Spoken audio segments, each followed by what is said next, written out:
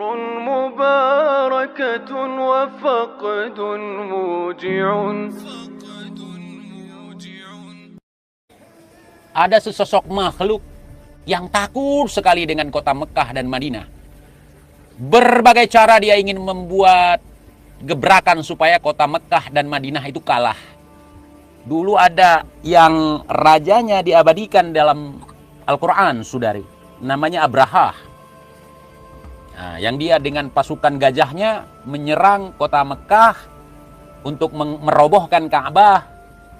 Yang akhirnya mereka seperti ulat-ulat yang seperti dedaunan yang dimakan ulat, dilempar dengan batu neraka oleh burung ababil, saudari.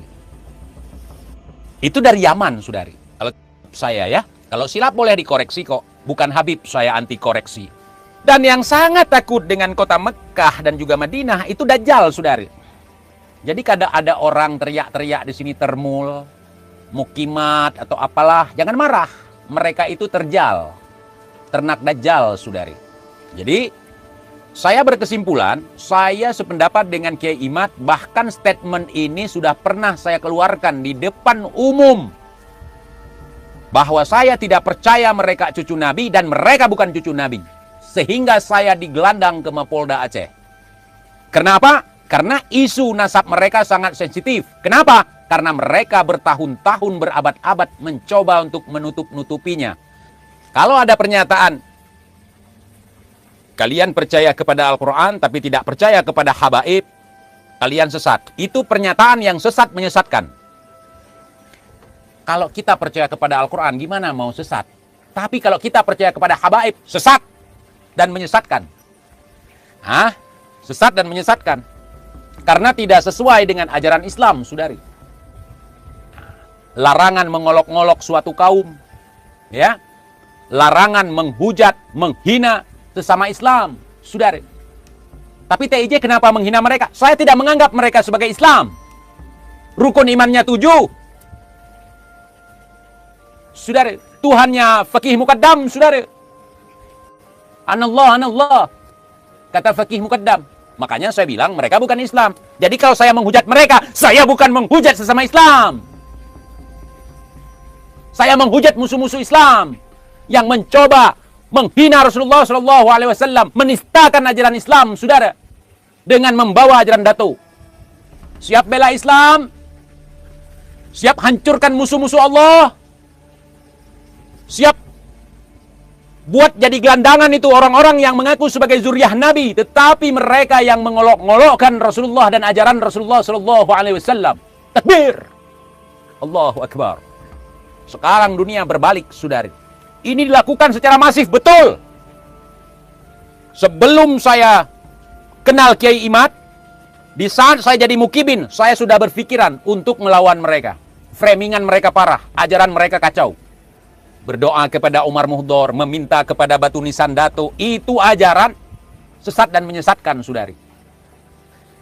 Alasan tawassul lah, ini itu. Bukan begitu cara tawassul. Tidak ada meminta kepada mereka. Meminta kepada orang mati, meminta kepada Batu Nisan. TJ udah nggak percaya sama, oh saya percaya kualat sama orang tua. Saya percaya itu ada. Kalau sama orang tua namanya durhaka. Nah, sama guru durhaka. Tapi kalau guru kayak gurunya Wiro Sableng alias orangnya gendeng, oh saya nggak mau hormat. Lah saya. Lah. Dan satu hal lagi.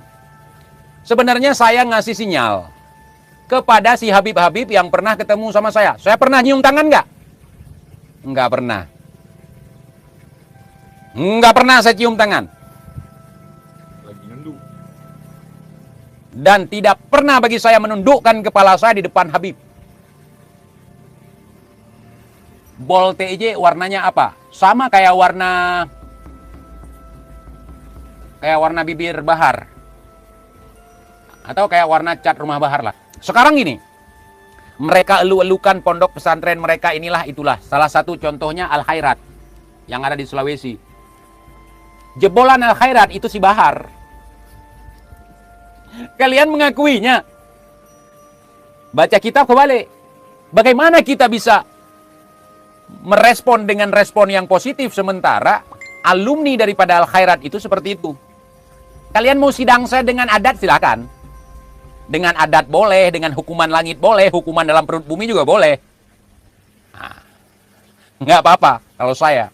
Jadi kalau mereka ceramahnya ngawur, ya wajar. Karena ilmunya juga ngawur.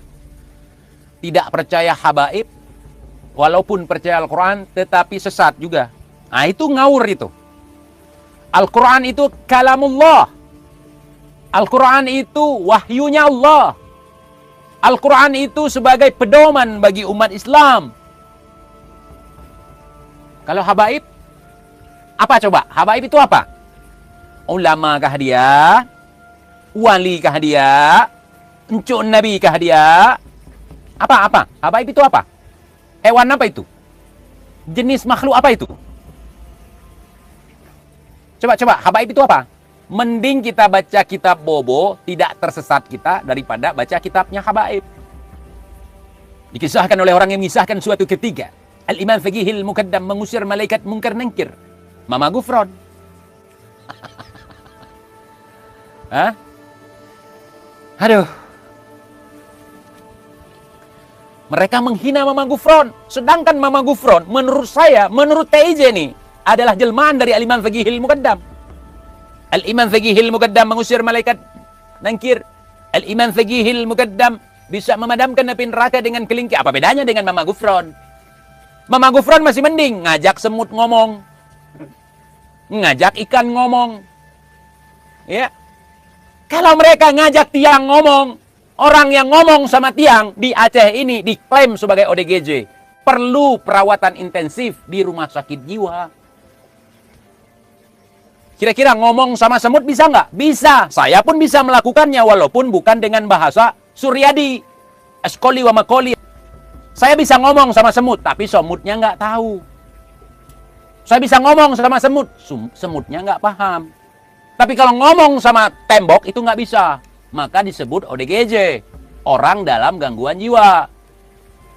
Ngomong sama semut, batu nisan diajak ngomong gitu. Itu kan orang PA, saudara. PA 212. Makanya orang-orang yang tergabung dalam reoni PA 212, orang-orang PA, saudari. Nah, jadi saya tidak mau jadi orang PA. Saudari. PA toa satu toa itu kan ada itu. Kalau di Aceh, ODGJ aja kita suruh ngomong sama tiang listrik, mereka nolak.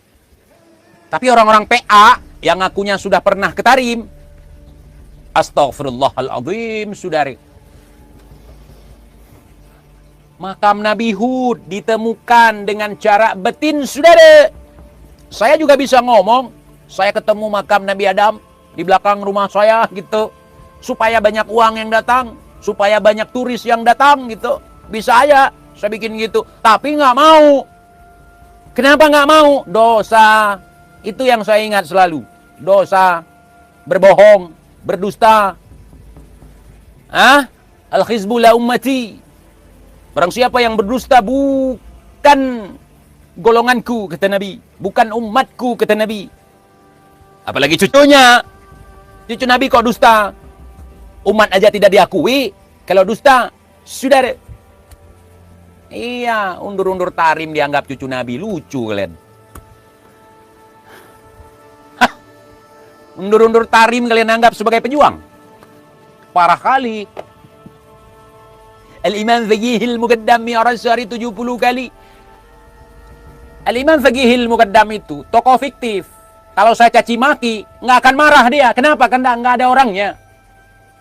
Itu cuma khayalan. Saudara. UFO kendaraan Jin. Itu dongeng Amerika. Kok dikait-kaitkan dengan pengetahuan agama gitu. Apalagi bawa sufi. Makanya sufi terfitnah, saudari. Oke, makasih udah like sama subscribe ya. Subscribe biar banyak kita nih. Biar TIJ banyak duitnya, banyak followersnya, banyak subscribernya. Biar besar akun kita, saudara. Jangan bacot doang yang besar, akun kecil, saudari. Ajak teman-teman semuanya.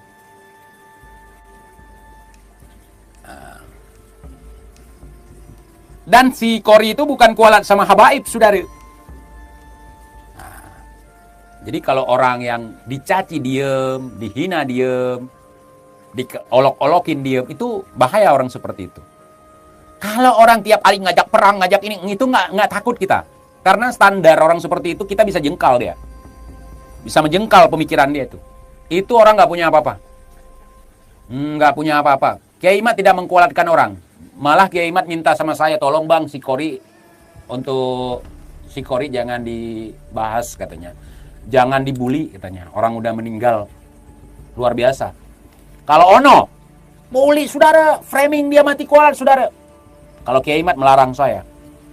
Bolak-balik Kiai Imat minta tolong, bahkan WA saya, telepon saya untuk tidak lagi mengolok-ngolok almarhum. Memang dia berseberangan dengan kita. Dia pun pada akhir hidupnya itu, walaupun dia menghina Habib, itu karena tidak puas saja. Bukan karena ingin bersatu dengan kita, dan kita nggak. Saya udah bilang sama Kiai Imat bolak-balik, orang seperti itu kalau di Aceh disebut orang 7 galuh. Sehari 7 kali zuhur, itu nggak bisa pakai. Ya, Bamir Batlah entah apalah tujuan, pingin dia mencaci habaib, pingin direkrut sama Kiai Imat lagi, dan Kiai Imat nggak mau, saya juga nggak mau. Kalau dia ikut Kiai Imat, saya mengundurkan diri untuk di barisan Kiai Imat, tapi saya tidak membuli. Saya akan bikin konten lain, saya bilang. Bukan mengancam, tetapi memang begitu. Bukan merajuk juga, bukan. Nah, kalau ada dia di situ, saya malas sudah. Nah, saya udah maafkan kelakuan dia, penghinaan dia, saya maafkan, nggak apa-apa. Tapi kalau dia ada di barisan Kiai Imat, saya nggak mau. Kiai Imat bukan Kiai abal-abal, bukan.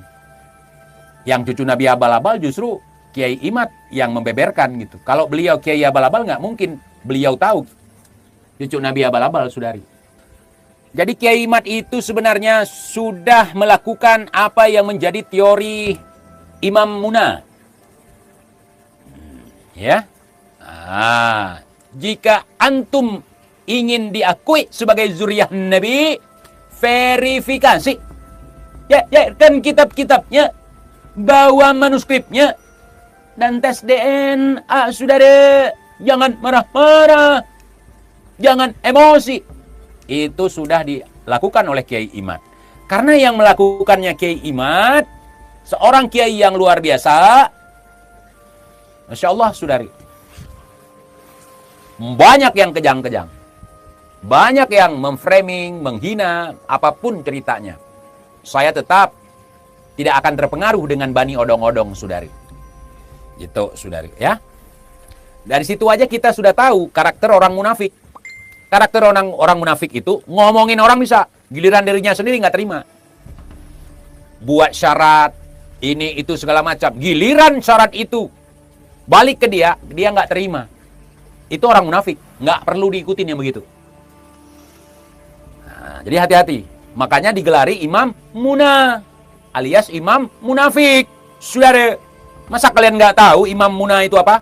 Sekarang di Aceh itu ada sandi ya, kalau kita ketemu. Saudara, mau polisi, mau tentara di sini, oknum-oknumnya, mau warga biasa, mau warga sipil, mau kiai, mau ustadz, kalau ketemu TJ, gimana saudara gitu ya.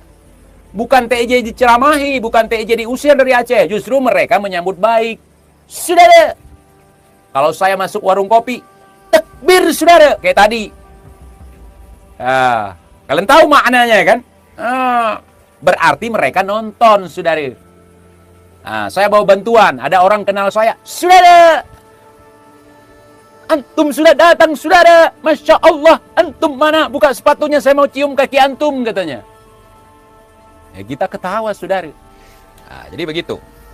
Tetapi di sini kita perlu ketahui bahwa habaib ini sebenarnya bukan penduduk asli Yaman. Mereka juga imigran ke Yaman.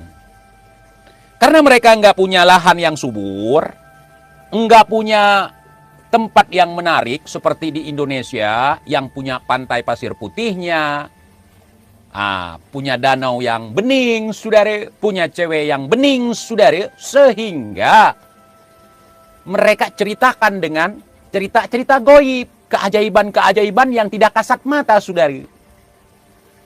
Makanya mereka membuat iklan-iklan yang tidak tampak mata dengan cerita tahayul, khurafat, tiang yang bisa ngomong, mengoreksi bacaan sholat, ya, kemudian kuburan yang bisa mengabulkan doa, ya, keberkahan pasir, saudari. Pasirnya satu botol kecil begini, entah berapa gram, itu harganya sampai 900.000, saudari. Kalau di Aceh, pasir itu memang luar biasa sekali. Satu truk itu dapat kurang dari 900.000. Satu truk, dump truk itu sekitar 600-an lah kalau di Aceh.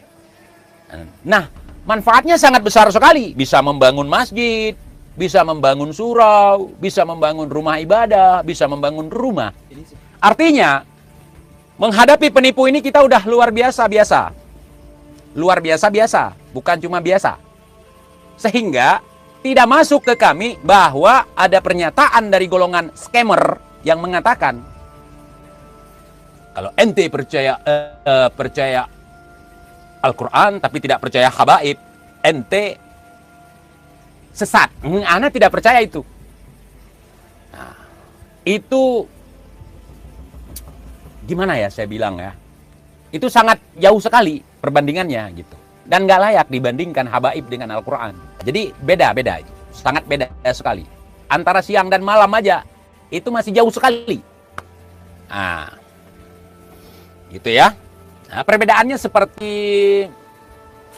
nggak usah Mekah lah, Serambi Mekah dengan Tarim. Nah, bedanya jauh sekali. Dari keindahannya, keilmuannya, tokoh-tokoh alimnya, itu jauh sekali. Antara Serambi Mekah dengan Tarim, saudari. Belum lagi Mekah, masih Serambi Mekah. Nah. Jadi kalau penipu-penipu online itu udah kapok sama kami. Kalau nggak percaya, tes saja telepon saya. Nah, gitu. Penipu itu biasa memainkan permainan kayak hipnosis gitu ya. Ya, memainkan kata-kata gitu. Sama kami, lebih dari itu kami mainkan. Akhirnya penipu yang kena tipu sama kami. Ya, begitu saudara. Makanya penipu-penipu agak segan sebenarnya sama kami. Makanya ada yang ngancem pingin datang ke pos ronda, tapi udah hampir berapa tahun ya, 5 tahun, 4 tahun. Nongol. Saudari. Nah, jadi kita bangsa yang sudah merdeka, bangsa yang dulu sudah mendapatkan peradaban, kita jangan mau dibodohi oleh orang-orang yang nyembah batu, saudari. Ya, batu apapun, baik batu kali, batu nisan, atau apalah. Nah, jangan mau ditipu sama penyembah batu. Kita ini udah hidup dengan peradaban yang luar biasa. Kita nggak hidup di zaman batu, saudara. Tetapi penyembah-penyembah batu itu pola pikirnya seperti zaman batu. Nah, sekarang saya bandingkan Tarim dengan Serambi Mekah. Kira-kira di Tarim ada nggak Masjid Giok? Nggak ada. Di Tarim ada nggak pohon surga? Nggak ada. Lah ngapain orang-orang yang jadi apa ya, sales Tarim membanding-bandingkan Indonesia itu dengan Tarim? Taruhlah Aceh aja lah. Di Aceh ini ada pohon surga, walaupun kami nggak ngaku-ngaku negeri kami seperti surga. Tapi buktinya pohon surga tumbuh di sini. Itu artinya kalau ada pohon surga, udahlah, pohon surga hanya bisa tumbuh di surga, saudara. Nggak akan tumbuh di neraka. Coba bawa pohon surga ke Tarim, tumbuh nggak? Enggak, saudara, enggak. Gitu. Orang Aceh juga banyak, Bang, pajang foto Umar bin Hafidh. Entah apa gunanya. Itu bukan orang Aceh, itu orang Kibin, saudara. Kibin itu mau tinggal dimanapun otaknya tetap sama. Kemarin ditaruh foto si Umar di dinding gitu, biar nggak kena bala gitu. Giliran banjir, saudara. Dikit lagi nyampe foto si Umar. Sedangkan saya tidak ada foto habaib di rumah saya. Cuman dilewati dikit aja. Lebih parah dia lah intinya. Lebih parah dia. Jadi masang foto itu untuk apa kalau dia lebih parah dari saya? Saya pernah punya foto unyil gitu. Penyok fotonya, saudari. Saya mau lihat kualat. Katanya kan kualat. Aceh bukan pintu tarim, saudara, bukan. Itu bukan pintu maksudnya. Harus jeli, saudara. Pulau Jawa adalah Bintu Tarim. Bintu itu anak perempuan yang cantik, saudara. Emaknya gimana? Apa kalian percaya? Kalian lihat emaknya, kalian lihat anaknya. Pulau Jawa itu sangat cantik sekali, luar biasa, subur. Gemaripah loh, Cinawi, saudari. Coba kalian lihat Tarim. Apa mungkin? Iya, saudara, begal nasab. Ngaku-ngaku Pulau Jawa itu Bintu Tarim, anak gadisnya Tarim. Mau ngadopsi atau mau begal? Saya tidak akan percaya itu. Apapun yang mereka omongkan seputar Tarim itu, saya nggak percaya dan nggak penting. Saya nggak percaya ada tiang yang bisa menyuburkan perempuan, nggak percaya. Ada tiang yang bisa ngoreksi bacaan Al-Quran, orang lagi sholat dalam masjid tersebut. Saya nggak percaya. Ada makam Nabi Nuh di Tarim sana, saya nggak percaya. Nabi Hud. Yahud. Mereka kan? Yahudi. Ehud. Dalam bahasa Ibrani, saudara. Kalau mereka teriak Yahud. Dalam bahasa Ibraninya Ehud. Artinya Yahudi, saudara. Ini bukan cocok logi, memang cocok lagi. Rabi itu imam Yahudi. Saya kepala jadi kaki jadi kepala, saya nggak akan percaya omongan mereka. Mereka udah paksakan saya, udah ngirim Kibin ke sini 1 kali, cuman berani. Gitu ya, yang minta Sherlock terus. Dan dia nggak mau berurusan dengan saya. Dari dulu sebenarnya udah tahu saya udah tahu dia. Jadi dia nggak nyenggol saya nggak nyenggol dia.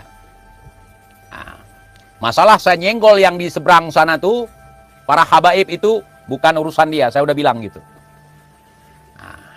Urusan kamu apa yang diperintahkan oleh si Unyil lakukan. Tapi jangan coba-coba untuk mengganggu apa yang menjadi pembahasanku. Mereka buat cerita kalau di Tarim itu ada orang menghatamkan Al-Quran di dalam kamar mandi. Atau di dalam WC lah, katakanlah begitu. Kita juga bisa seperti itu, tapi itu akhlak terhadap Al-Quran, saudari. Itu perlu diketahui. Ya. Itu penghinaan, su'ul adab terhadap Al-Quran. Minum darah Nabi.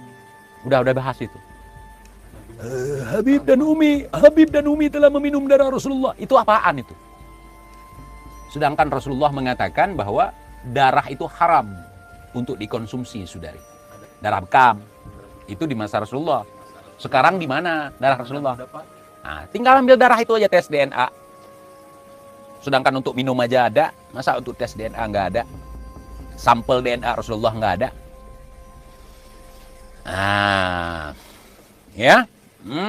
Itu nggak punya akhlak. Kita di Nusantara, kita di Indonesia, kita tahu adab terhadap Al-Quran. Sedangkan kita duduk di dalam WC aja, kita dengar bacaan tilawatil Quran di masjid, misalnya bulan Ramadan, ada tadarus gitu ya. Itu kita menjawab dengan hati, tetapi tidak boleh mengeluarkan dengan lisan. Tidak boleh. Ya. Mendengarkan Al-Quran, ya, dalam WC boleh. Menyimak boleh, tapi ngapain? Gitu. Tapi jangan pernah membaca. Jangan dikeluarkan. Mengingat Al-Quran di dalam WC, bisa. Tetapi jangan pernah lafadzkan. Itu adab. Sedangkan doa untuk masuk WC aja dibaca sebelum dalam WC. Gitu, saudari. Kita punya adab. Orang-orang sana, orang terbelakang, nggak punya adab. Makanya katanya, khatamkan Al-Quran dalam WC. Itu udah salah. Ngelas lagi, bilang Garoma. Sekali lagi saya ulangi, mengingat Al-Quran di dalam WC boleh. Tetapi jangan pernah melafadzkan. Itu pemikiran-pemikiran penyembah batu itu tidak logis. Tidak logis. Nonton TJ dalam WC boleh nggak? Itu yang nanya Kibin bukan? Jadi gini, saudara. Dalam WC itu nggak perlu ada aktivitas lain. Dalam WC itu nggak perlu berlama-lama, apalagi nonton. Nah, apalagi live di WC, nggak perlu. Nah, kalau saya katakan saya runut di masa konflik dulu, di Aceh ini juga diijabahkan doa dalam WC, dalam kamar mandi. Orang-orang yang teraniaya, yang tersiksa, mereka dikurung di dalam WC, mereka berdoa dalam WC. Kenapa? Keadaan. Keadaan yang menuntut mereka harus begitu, saudari. Mau gimana lagi coba? Itu nggak apa-apa. Dalam keadaan mudarat. Tapi ini ngomong, wah menghatamkan Al-Quran. Macam nggak ada tempat lain gitu. Menghatamkan Al-Quran dalam WC, dalam kamar mandi. Apa nggak ada tempat lain di situ? Atau mungkin kamar, sholat di situ, WC di situ, atau gimana? Ya Allah, semoga Mukimin pengikut si Bahar kembali ke jalan yang benar. Amin ya Rabbal Alamin. Mereka sudah ada di jalan yang benar. Benar-benar kacau, saudara. Aduh.